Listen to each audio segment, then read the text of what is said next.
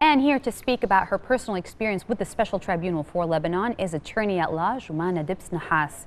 Has held a series of interviews with former Justice Minister Ibrahim Najjar between September 2010 and October 2011. In her book on the tribunal, she describes what goes on behind the Lebanese political scene. Welcome, Ms. Nahas. Thank you for having me. After this 1 year, what can you take from it? It's very difficult to point at just one event, though I can remember one that I will not easily forget. It's the day the government of former Premier Hariri collapsed. So January 12th, 2011. That was in particular something that hit me because the former Justice Minister Ibrahim Najjar was expecting it anytime. He knew that it was happening. He knew that all the debates all around the special tribunal and all around the so-called false witnesses, he knew that it only meant toppling the government, and he was right. So he predicted that this was going to happen. Exactly. What is it about the tribunal that interested you? Well, everything about the tribunal is interesting me and interesting, I believe, everyone in Lebanon.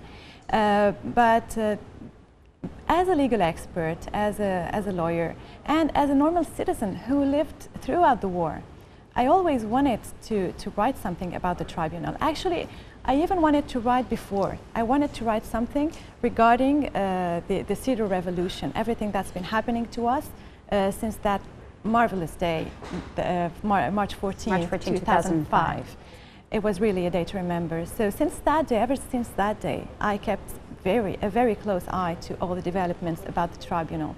And I certainly wanted to write something. At first, I wanted to write something technical about the tribunal. Then again, the idea came really quite naturally with Mr. Najjar that this won't interest, the largest portion of people. What interests people is to keep a track of what was happening around us. It was exceptional, and I think it would be a pity not to keep a track in French, in English, in Arabic, in whatever you want, of personal experiences. You wrote this specifically so that people could keep track of what was happening, and because you did get the opportunity to go behind the scenes. Exactly. When we communicated previously, you wrote something that I thought was interesting. You said, "It is important to leave an imprint of what we go through because we have a tendency to easily forget and forgive. And I believe we have a duty to remember and to claim justice until it's done." Do you think justice will be claimed? Well, I do hope justice will be claimed. I mean, it's been 6 years. It's been 6 years. It will be perhaps 6 other years. We have to learn to be patient. Justice is not something that can be done in quite a few months, and it's not.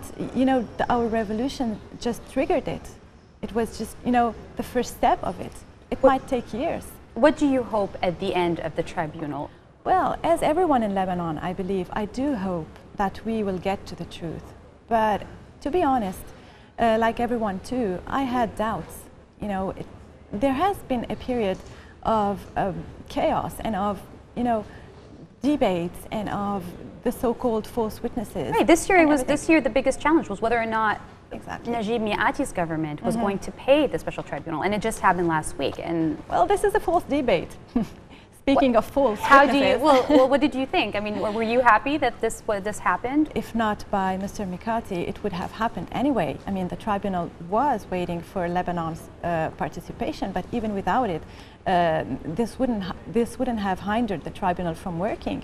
It would have continued with or without the Lebanese participation. But it is good that Lebanon has indeed participated, because it has avoided to put itself outside the international community's legality, I mean, if I may say so. So yes, this was important, but with all due respect to Mr. Prime Minister Miati, he shouldn't show this as a favor to us Lebanese, because first, the way it happened was weird. This is the least we could say. It took so long. It was such a challenge. People were debating whether or not he would. Okay, it's okay if it takes time, but I don't agree with how it went. It's to the least, it's weird. I mean, to the eyes of the world, how did this happen? Yes. To the eyes of the Lebanese citizens, where did these $32 million come from? So you think, as opposed to him doing a favor to Lebanon, this should have just happened naturally, because this is how things go? Of course, this was our duty, and we as Lebanese shouldn't be questioning ourselves and our government.